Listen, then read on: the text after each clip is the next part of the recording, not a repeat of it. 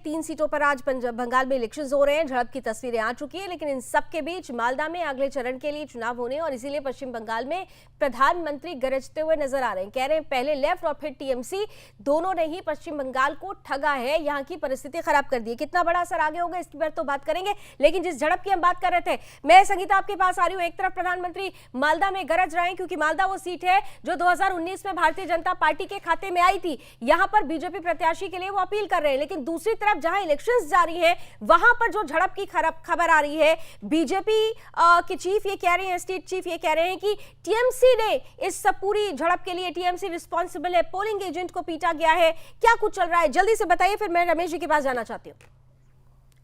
जी हाँ, देखिए हिंसा की खबरें तो हमने पहले फेज में भी देखा था, किस तरह से जगह जगह छिटपुट हिंसा की खबरें आ रही थी। लेकिन वहीं सुबह से अगर मतदान की बात करें, लगातार मतदान शांतिपूर्वक हो रहा था। लेकिन वहीं अचानक इस तरह से घटना जो होती है, जो बालूरघाट से हमारे सामने आती है, जहां हमने एक तस्वीर भी मैंने भेजी हुई थी जिसमें आप देखेंगे कि एक महिला को थप्पड़ भी मारा गया है। और साथ ही एक अभी जो खबर आ रही है जिसमें आरोप ये लगा रहे हैं सुकांत मजूमदार की उनके कार्यकर्ता के साथ झड़प की जा रही है। पोलिंग बूथ पर कई टीएमसी के कार्यकर्ता मौजूद हैं और ये लोग बूथ को घेर कर एक मतलब फेक वोटिंग कराने की कोशिश कर रहे हैं, इस तरह के आरोप लगा रहे हैं। वहीं आप देखें कि टीएमसी का कहना है कि कोई मतलब ऐसा कोई मामला ही नहीं है, बस ये झूठा आरोप लगाया जा रहा है। तो इस तरह से जो लगातार जो हिंसा हो रही थी और हिंसा के बीच में फिर से इस तरह की मतलब जो शांतिपूर्वक जो मतदान हो रहा था उसके बाद फिर से इस तरह की हिंसा होना कहीं ना कहीं फिर से सवाल खड़े करते हैं। और आप देखिए कि लगातार हम देख रहे थे कि केंद्रीय जो दल हैं वो लगातार हर जगह से मुस्तैद बने हुए हैं, फिर भी इस बीच में इस तरह की हिंसा हो जानी और आप देखिए कहीं ना कहीं लोगों में जो डर का माहौल है वो देखा जा रहा है कि डर नहीं है, इसलिए फिर से जाकर इस तरह की घटनाएं हमें देखने को मिल जाती है पश्चिम बंगाल में, चाहे वो कहीं भी हो।